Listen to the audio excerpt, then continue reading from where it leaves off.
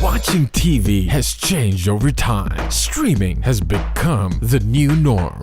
That's why Golden State Media Concepts Television Podcast dives headfirst to the world of cord cutting. Want to be on the loop of what's hot in Netflix? Or if it's not a preference, what about original shows in Hulu? We've got you covered. Join us as we fill in the blanks and talk about movies to stream and what show you should be binging. This is the Golden State Media Concepts Television Podcast.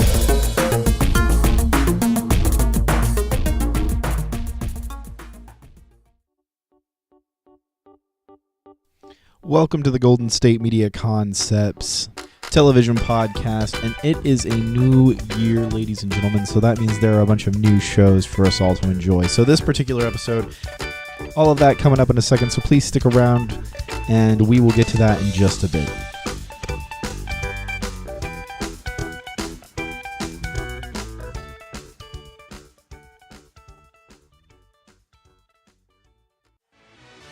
Check out the show that's built on the MMA. From the UFC to extreme cage fighting, they got the fights covered. Check out the GSMC MMA podcast. Get the latest news on past or upcoming fights. Join us as we talk to and about some of the biggest names in the MMA, past, present, and future. When it's the fight game, there's just one show to check out. GSMCpodcast.com/MMA-podcast. Don't forget to like them on Facebook and follow them on Twitter. Visit GSMCpodcast.com for more info.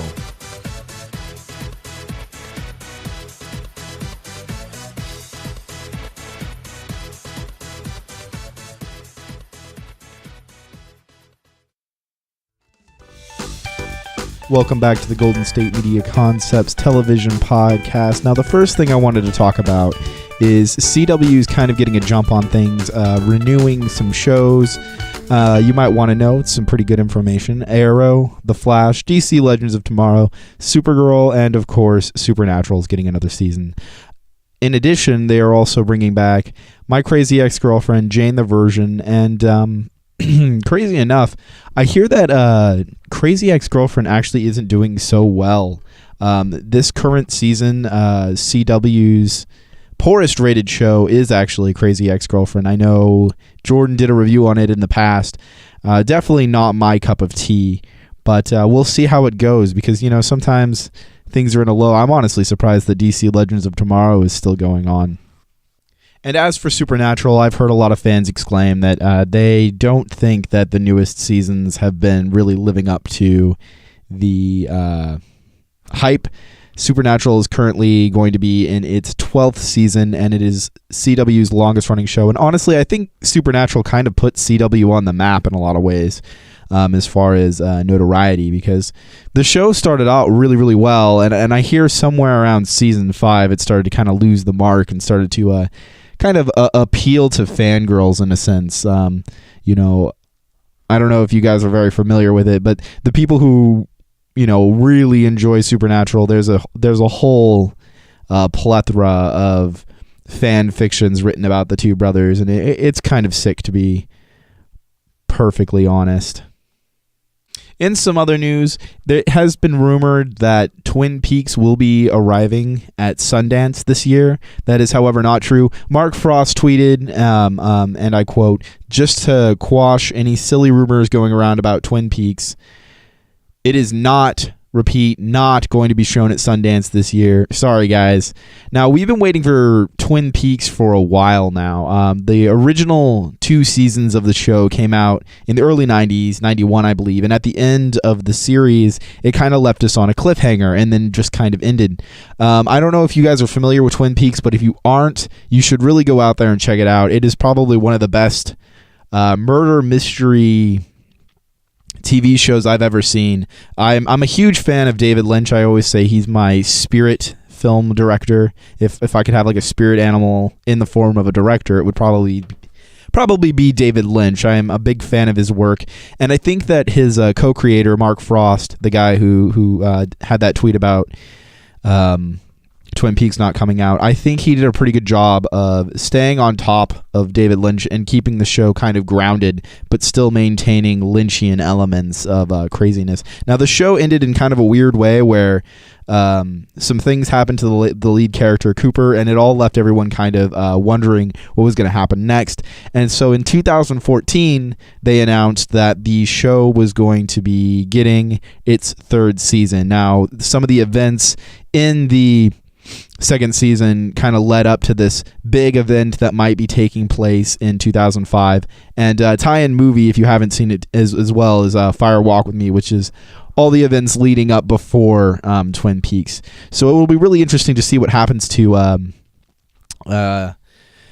Cooper as this new thing unfolds. It turns out that it's going to be an 18-hour... They've done 18 hours of the newest season, so the show is done. And you know, from what I understand, the journey to bring this show to be has kind of been a bit shaky. You know what I mean?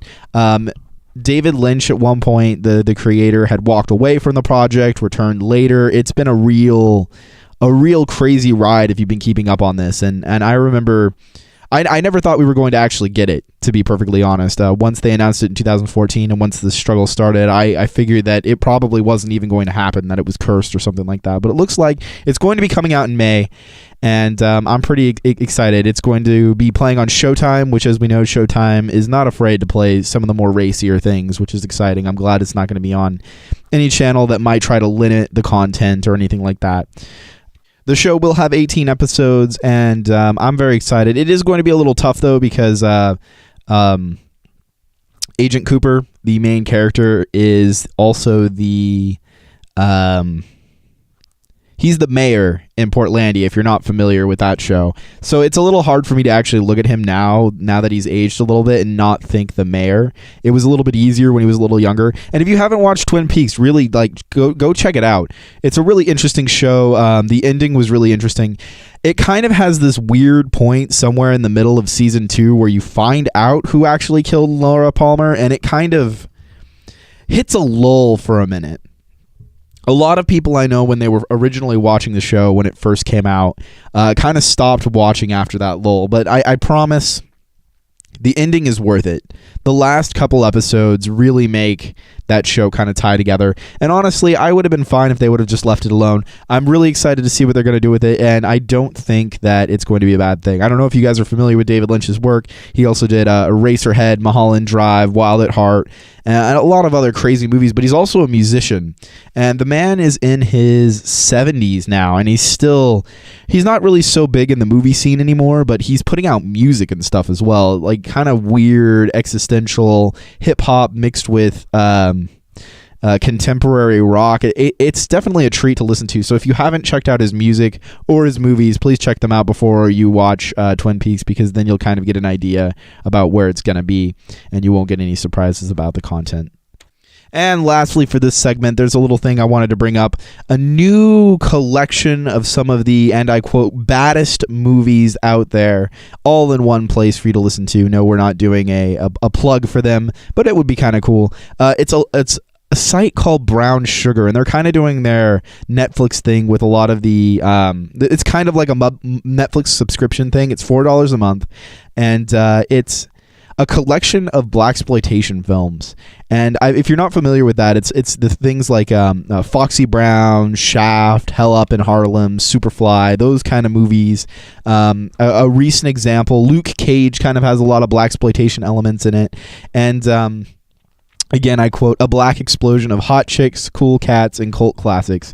If you're into that whole 1970s exploitation film type thing, this might be something cool to check out. I know if you're familiar with El Rey Network, I wonder if they have kind of a tie-in with this, because this kind of reminds me a lot of El Rey Network. If you're not familiar with El Rey Network, it's Robert Rodriguez's television channel. So it plays a lot of like luchador shows. It plays a lot of those grindhouse movies and that sort of thing. And this is kind of in a similar vein, but just kind of more focusing on black culture and that sort of thing, especially from the 70s. If you haven't seen some of these movies, they're pretty great. I recommend giving it a try. They have like a free month trial. And if you're into that kind of classic cinema, cheaply made 1970s films with martial arts and guns and that sort of thing. It's all good fun. So I would say check it out. If not, that's perfectly okay. When we get back, we're going to be talking about some of the new things on Netflix, and I will eventually get to some of the things that I've changed my mind on after just kind of thinking about it, rewatching things, and that sort of thing. So please stick around, and we will be right back. Check out the show that's built on the MMA. From the UFC to extreme cage fighting, they got the fights covered. Check out the GSMC MMA podcast. Get the latest news on past or upcoming fights. Join us as we talk to and about some of the biggest names in the MMA, past, present, and future. When it's the fight game, there's just one show to check out. GSMCpodcast.com/MMA-podcast. Don't forget to like them on Facebook and follow them on Twitter. Visit GSMCpodcast.com for more info.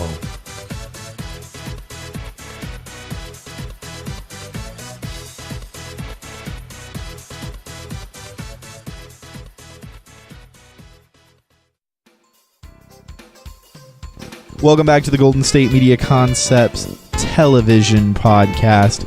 Now, if you are familiar with Netflix, you know that they have just added a ton of shows. First thing I want to talk about, however, is they got rid of the Boondocks on Netflix, and that kind of made me a little aggravated. They've been doing a lot of getting rid of shows lately, and I don't really have too much of a problem with that because they got rid of like Psych and things like that, like shows that nobody watched. But then they got rid of the Boondocks, and I was a little bit miffed about that. The Boondocks is one of those shows that my roommates and I like to sit around and watch, and we'll just kind of throw on any episode at any given time and just kick back because it's something we can definitely all agree on and something that. It's really funny. It's a show about a couple of kids from the city who come into a white suburban neighborhood with their grandpa, and hijinks ensues. It's hilarious. I love the show. It's a little bit offensive. Some people don't find the humor very classy. I definitely enjoy the show. I think it's really funny. And I think it does a really good job of just kind of making fun of everybody. So I was a little bit disappointed that show was taken off, but they've added a bunch of other things that I'm kind of excited to kind of talk about. One thing in particular that they added was the show called Crazy Head, and I have not seen an episode of it yet, but I've kind of been exposed to a lot of the content. Like, Netflix is really pushing some of these new shows, and I'm not sure how I necessarily feel about them all. A couple of them I've found that I'm not quite too into. I'm kind of worried that Netflix might be letting too many people get their own shows, that they're just kind of handing them out like candy. And recently, like last year, 2016, and even 2015, the year before, there's been a lot of really, really good content coming on to Netflix. A lot of Netflix originals, so to speak, that have been really killing it. And I'm a little bit worried by this new lineup about, you know, some of the things that they're planning on doing and that sort of thing. Now, Crazy Head itself is a show about two young ladies who can see the undead. I guess a synopsis could probably be Amy and Raquel attempt to navigate their way through the choppy waters of their early 20s whilst simultaneously kicking the asses of some seriously gnarly demons. What could go wrong? Now, this kind of reminds me of the show, like just watching some of the trailers, it looks like a more shiny, polished version of Buffy the Vampire Slayer, Supernatural, Ash versus the Evil Dead. You know, the sort of campy, butt-kicking, killing monsters type thing that we've all come to love, with a little bit of a different twist on it. Usually, these kind of shows really aren't about a group of girls in their 20s. They're usually about either people in high school or people that are way like in their 40s or 50s. I'm not sure how I feel about this. It looks interesting, but the art style is definitely not where it is for me. Some of the special effects I think look a little cheesy, but the lighting and cinematography look really good. I'd be willing to give that a try. I really would. I just don't want it to be the wrong kind of campy. You know, I like the Sam Raimi campy. I don't want it to be like the new Ghostbusters type campy. You know what I mean? Where the jokes just kind of hold on for a really long time and they're not funny. And I don't know. I'm also kind of hoping that they don't skimp out on some of the blood and cursing and that sort of thing. Like, these campy movies are something that I've really grown up to enjoy, and I know they're not for everybody, and I feel like this is kind of cashing in on it. And the first thing that I thought when I first saw one of these trailers, and believe me, next week I will watch it, and we will get a full in-depth review.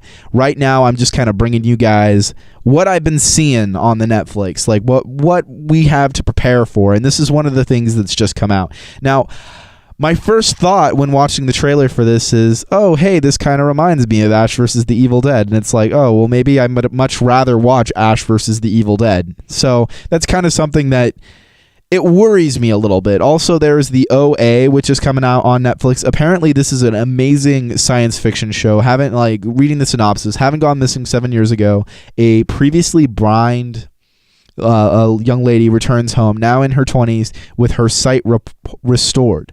While many believe she's a miracle, others worry that she could be dangerous. I love science fiction dramas. I like the idea of taking what could be a close future or a now mixed with a little bit of supernatural, but not quite like, your precinct shows or anything. I like these kind of shows where you're dealing with unexplained anomalies and that sort of thing. Kind of like X-Files a little bit, but not quite so intensive. This show looks like it's going to be really interesting. I'm actually really looking forward to seeing it because it seems like it's going to be kind of a little bit of Stranger Things with a little bit of Black Mirrors, a little bit of Sense8, a little bit of that kind of throwback kind of sci-fi with a little bit of suspense, with a lot of mystery, and I'm kind of glad that that's come back in style.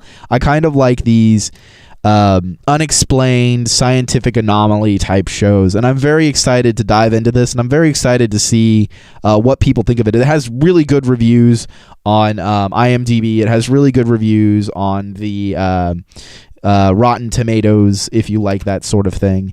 And the lineup of actors and actresses and the directors, they all have pretty good track records. So I'm very excited to see where they're going with this. So on top of that, those are the two things that Netflix seems to be pushing at us right now. So one of the things that I'm gonna read off some of the shows and movies that they're kind of putting on in January, so you get kind of an idea about what's coming on. So there's Around the World in 80 Days from 2002, the one with Jackie Chan. After Innocence, the Bee Movie, which, if you're not familiar with the Bee Movie, it's kind of become a cult classic in its own sense. When it first came out, so Jerry Seinfeld was on board on this one. When it first came out, nobody gave it the time of day. I remember watching it and being like, this is the stupidest thing I've ever seen. And of recently, there's been a lot of jokes about the Bee Movie, a lot of memes about the Bee Movie. There was that video on YouTube where they took all the bees out, and it's just scenes of people talking to nothingness and that sort of thing. I think it's kind of interesting that Netflix put it on there. Netflix seems to be very aware of what's going on in the minds of the internet. They like to put out little jokes. They like to, if there's a movie that's become popular based on bad reviews, or if there's a movie that's become popular and joked about, they like to put it on there. So I think it's funny that they put the Bee Movie on there, and I'm going to enjoy sitting down with my friends and laughing at its awfulness. So there's Boogie Nights, Braveheart, Caddyshack, classic, Collateral Damage, Dreamcatcher, El Dorado, and I believe it's the El Dorado with John Wayne, not the Road to El Dorado, the cartoon. E.T. the Extraterrestrial, Halo Legends, Hugo, Justin Bieber, Never Say Never, License to Drive, Nancy Drew, Ocean's 12, Real Detectives Season 1, great show, Superman Returns, Superman 2, Superman 3, Superman 4, The Parent Trap, the 1961 version, which I didn't actually know existed, to be perfectly honest. The Shining, The Perfect Physique, Rat Race, 2012. Not sure exactly what that is. Going to have to check it out. To Be a Miss, V for Vendetta, horrible movie, great comic book, and Vanilla Sky. The reason I say V for Vendetta is a horrible movie and a great comic book is read the comic book. It's completely different than the movie. I could go on for days about why V for Vendetta is a horrible movie. Another one of those examples of the Wachowski siblings getting a hold of some content and just ruining it. The creator of V for Vendetta himself, sorry I'm ranting, I have to get out my opinion on this. The creator of V for Vendetta himself, my boy Alan Moore, he's disowned that movie completely, and I don't blame him. You take a great piece of comic gold, a literature like greatness, and you turn it into a piece of garbage like that movie was, and it's unforgivable, guys. It's unforgivable. On a much more lighter note, It's Always Sunny in Philadelphia season 11 has just been put on Netflix, and it's been on Hulu as it's been coming out and that sort of thing, but It's Always Sunny in Philadelphia is a show that's near and dear to my heart. The actors and the characters and the writing just gets better and better as it goes. Even the cinematography went from being a garbage handheld camera, which actually I kind of feel like fit the show, to now it's like it's gotten really good. They've gotten really, really good. This is an example of a show that's been on Fox for a really long time, and they've had their ups and downs, but mostly ups, and they've just been getting better and better. The characters are getting more and more well-defined, and season 11 of It's Always Sunny in Philadelphia, it's so good. It's such a good season. I think you guys will highly enjoy it. I blew through it in like a night. I'd been waiting for it to come out on Netflix for a while. I know it's been on Hulu, and I've caught a couple episodes here and there on Hulu, but man, it's good. It's good. They just keep getting better and better. Such good stuff. I'm very excited to see where they're going to go with it, because they said themselves that the show will end when it's ready to end. They're not going to try to keep it going on for too long, and I really want to see like things have been building. I want to see the characters just get more and more disgusting and despicable as they are. They're these lovable, despicable, horrible people. And on January 6th, they have just released The Coin Heist, Degrassi's Next Class Season 3, Growing Up Coy, One Time in a Day, and then there's this weird show that they just put on there, Tarzan and Jane. So it's a kid's show, I suppose, and I guess Tarzan and Jane are in the city and solving crimes. I don't think I'll touch on that one, guys. We'll see. Maybe if I get desperate for talking to you guys about some content, I might look at that. But that looks like something that it looks like garbage, but I could be wrong. A lot of things that look like garbage on Netflix turn out to be pretty good, especially if it's original content. Ratchet and Clank is coming out pretty soon onto there. As I Open My Eyes, Best Friends Whenever, Happily Married, We're La La Loopsy Season 1 is coming on there, and then Disney's Alice for the Looking Glass. Now, one of the things that I'm really excited for that's coming on to Netflix in the near future, we're talking the 13th, so this weekend, is a series of unfortunate events. Now, I don't know about you guys, but I grew up with that series, and it's a little near and dear to my heart. It looks like I'm running out of time here. I'm going to go to a commercial break. When we get back, we're going to talk about the preconceived notions that I might have for a series of unfortunate events, Season 1. So please stick around, stay tuned, and we will get talking about that in just a moment. Are you looking for help for your fantasy football team? Check out the GSMC Fantasy Football Podcast. Get today's best advice on who to start, who to sit, even who you should draft. From sleeper picks to red hot lineups, they got it all covered for you. That's gsmcpodcast.com/fantasy-football-podcast. We'll cover traditional leagues, dynasty, PPR, even IDP leagues. When you need fantasy help, there's just one show to hit up. Don't forget to like them on Facebook and follow them on Twitter. Visit gsmcpodcast.com for more info.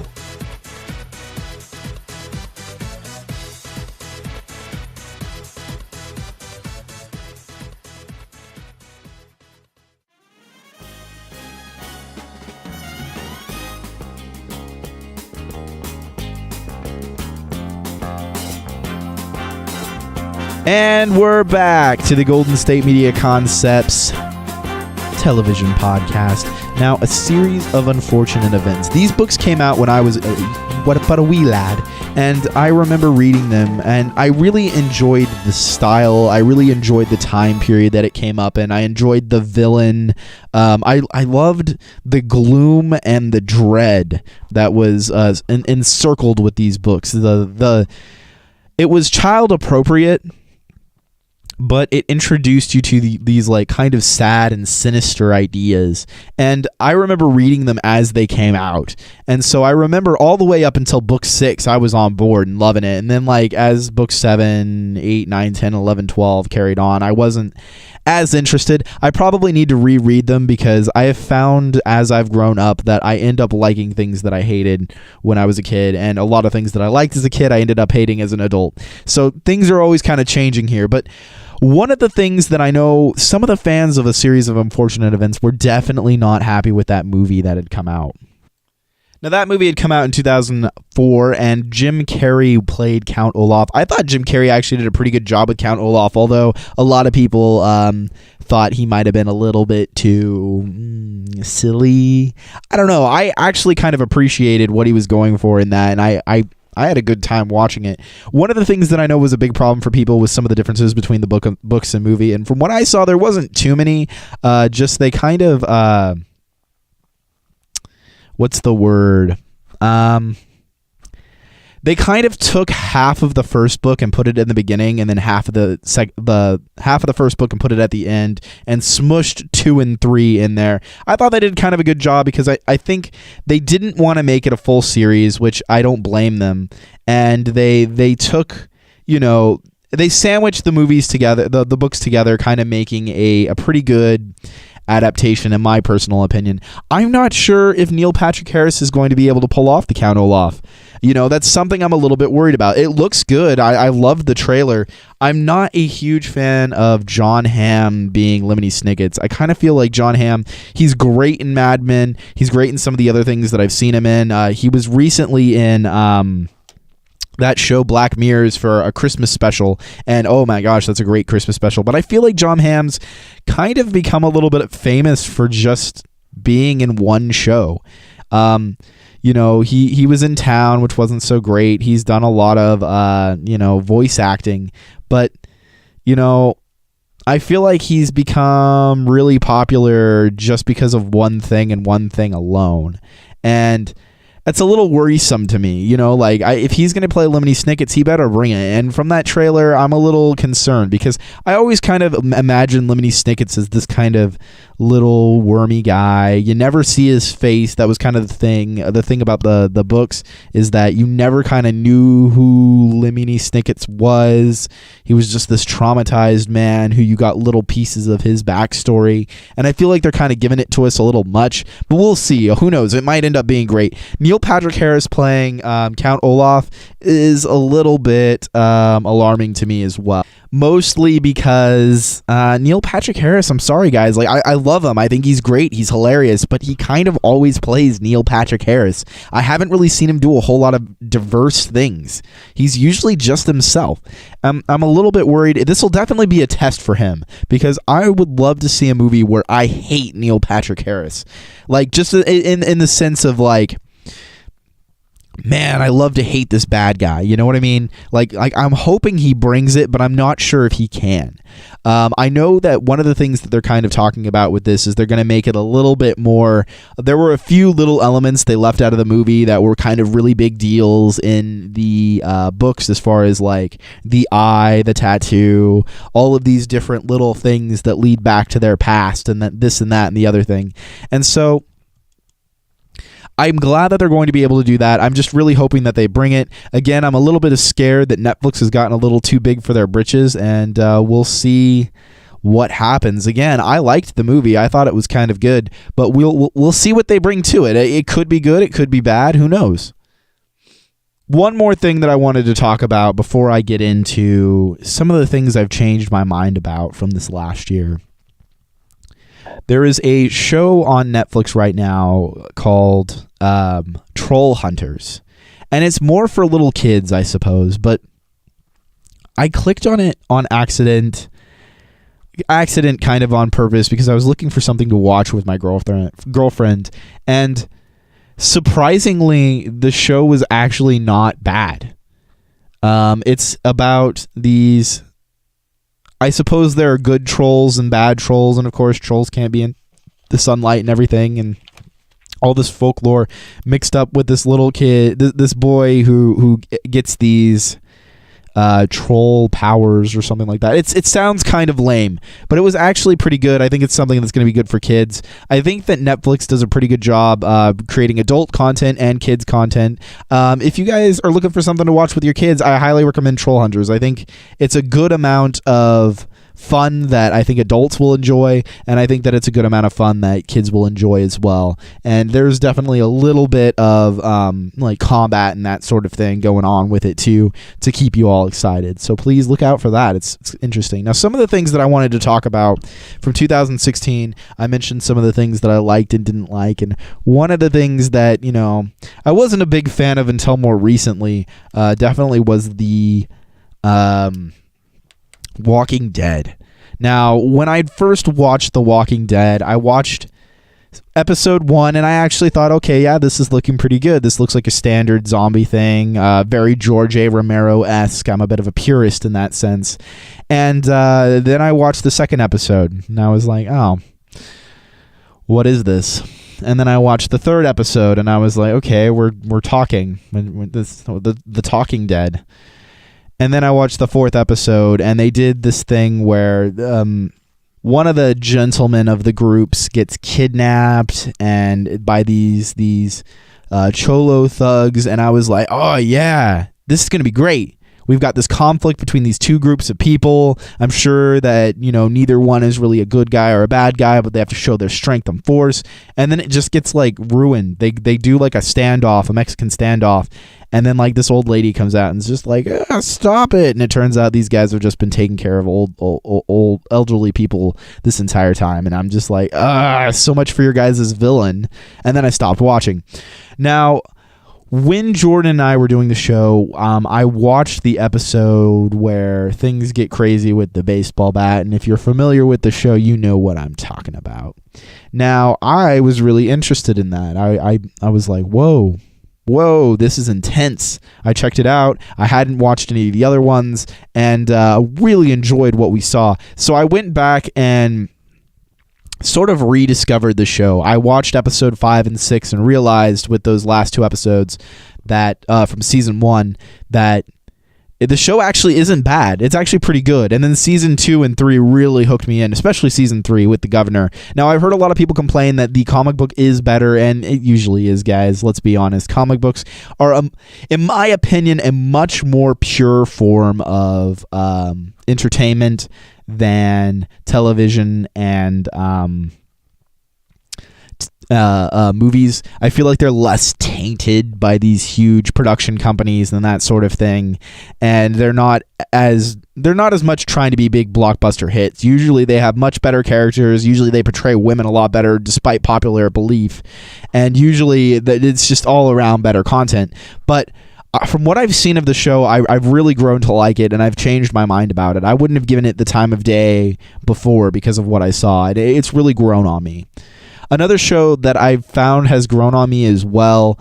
If you remember Jordan and I talking about Supergirl, we both weren't really all that fond of it. Well, I watched it again with a big group of people, a little bit less cynical than the people I was watching it with before. Sorry guys. And we all found that we actually kind of enjoyed it. It was a little bit more fun that second time around. You know, it was a little bit more fun with my group of friends that I had. And sometimes it just boils down to who you're watching the show with. And what mood you're in. I've found that some movies I thought were hilarious watching them in theaters with certain crowds that I've ended up hating and despising later on in life because I realized it wasn't funny. And I've also found that movies that I didn't like while watching them in theaters, I ended up enjoying much better on the home video format. So I think being able to keep an open mind with movies and television is very important, because you could find out that something that you watched and thought was awful turns out to be pretty good. Another thing, I didn't really care for Supernatural. Not at all. I thought Supernatural was cheesy and dumb and basically just, stuff for fangirls to freak out about. I watched a couple episodes with my girlfriend recently, and I have to say I'm actually kind of interested in the show. I might give it a little bit more of a chance. I've heard that it starts to get pretty bad after season 5. I've only watched the first season, and I like what I've seen so far. It's definitely a good thing to turn on and turn my mind off on. So those are just kind of a few things that I've changed my mind about. On this episode, we've talked about new things on Netflix, some new things that are getting renewed. We talked about Twin Peaks. We talked about Crazy Heads, and some things I've changed my mind about. So thank you for listening to the show. You can find us at SoundCloud, Stitcher, Golden State Media Concepts, podcast.com, and you can find us on iTunes. So please check us out. Also, if you like the show, please let me know what you thought, and I'd be glad to hear from you guys. I would love to hear what you guys have to say about it. I would love to hear from the people. You know what I mean? So thank you for listening, and stay sorry.